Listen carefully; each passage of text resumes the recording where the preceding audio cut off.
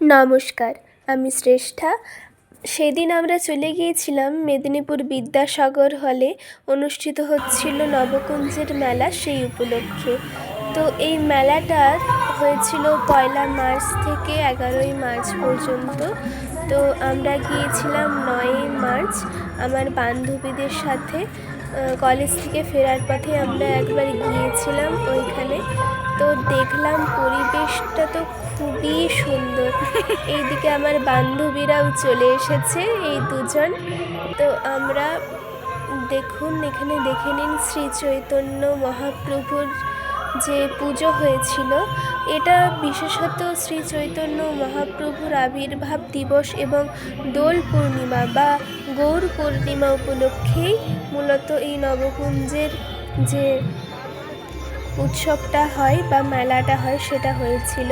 এখানে কিন্তু খুব বড় একটা খুব ভালো একটা বড় প্যান্ডেল হয়েছিল, স্টেজ ছিল। এখানে কিন্তু অনেক গুণী মানুষেরা এসেছিলেন কীর্তন করার জন্য। এখানে আমাদের যে সারেগামাপার যে পদ্ম পলাশ, উনিও কিন্তু প্রভু যে এসেছিলেন এখানে কীর্তন করার জন্য 10ই মার্চ। তো এখানে দেখুন, আমি এখানে কিন্তু সাইনবোর্ডটা একবার দেখিয়ে দেব আপনাদেরকে যে কারা কারা এখানে এসেছিলেন।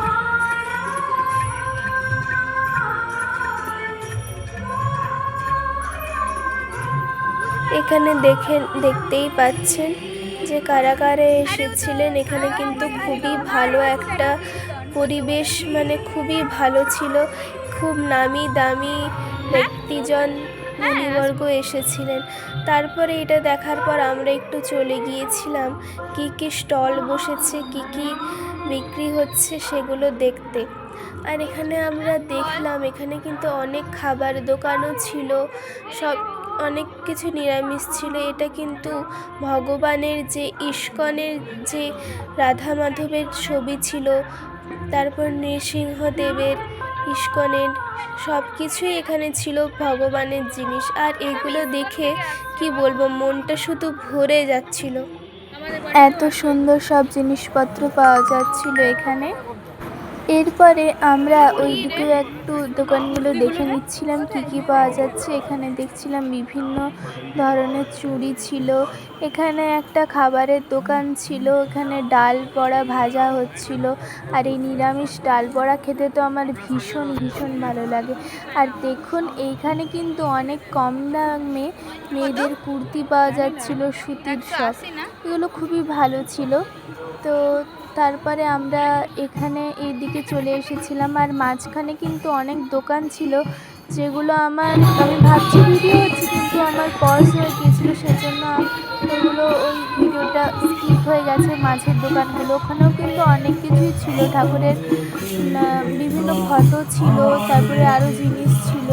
তারপরে এখানে আমরা চলে এলাম। এখানে কিন্তু এই যে নবকুঞ্জ, 9টা যে ভগবানের কুঞ্জ, সেগুলোই কিন্তু এখানে পুজো হচ্ছিল, কীর্তন হচ্ছিল। তো আমরা ভাবলাম যে একটু কাছে গিয়ে দেখি। আর ওখানে কিন্তু দেখুন এখানে পঞ্চতত্ত্ব, এটা দেখে তো আমার মনটা পুরো একদম ভরে গেল। জয় নিতাই গৌরাঙ্গ। এরপরে আমরা একটু কাছে গিয়ে দেখছি, দেখুন এটা বিশাখা কুঞ্জ। এখানে কিন্তু আপনি টাকা দিলে আপনাকে এখানে প্রণামী দিয়ে প্রণাম করতে পারবেন। আর এখানে আপনাকে হচ্ছে তিলক লাগিয়ে দেবে। এরপরে দেখুন এটা হচ্ছে ললিতা কুঞ্জ। এরপর দেখুন বাচ্চাগুলো ক্যামেরা ভিডিও করছে দেখে হাই টাটা সব করছিল। আমি বলি আরও ভালো করে কর একবার। তারপরে এগুলো দেখে আমার খুব ভালো লেগেছিল ওদেরকে। এরপরে আমরা ওইদিকে একটু চলে গেলাম। এবারে ওটা ছিল চম্পকলতা কুঞ্জ। আর এই যে মনোরম পরিবেশ, সেগুলো দেখে আপনার মনটা একদম ভালো হয়ে যাবে। তারপরে এখানে দেখুন এটা কিন্তু যুগল কুঞ্জ। এরপরে আমরা বাকি 8টা যে কুঞ্জগুলো দেখতে চলে গেলাম।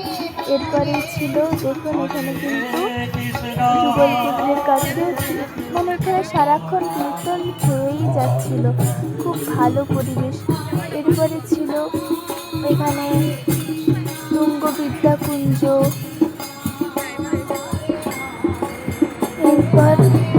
চলে গেলাম এখানে চিত্রাকুঞ্জ দেখতে। এরপর ছিল চিত্রাকুঞ্জ, তারপরে এইদিকে আরও দুটো কুঞ্জ ছিল। এটা হচ্ছে সুদেবী কুঞ্জ। আবার এরা হাই করতে করতে চলে এলো। আরেকটা আছে এখানে রঙ্গদেবী কুঞ্জ। এখানে দেখুন স্নানজলও কিন্তু দেওয়া হচ্ছিল, আর তিলকও কিন্তু দেওয়া হচ্ছিল। এরপরে এটা ইন্দুলেখা কুঞ্জ। এরপরে আমরা এগুলো দেখে নিয়ে প্রণাম করে ঠাকুরকে চলে গেলাম। এটা কিন্তু বিদ্যাসাগর বলে হচ্ছিল ঠিকই, মানে যারা নাম সংকীর্তনের মধ্যে থাকেন তাদের মনটা একদম ভালোই হয়ে যাবে। এরপর আমরা ভাবলাম একটু নিরামিষ ফুচকা খাওয়া যাক, তাই এখানে চলে এলাম।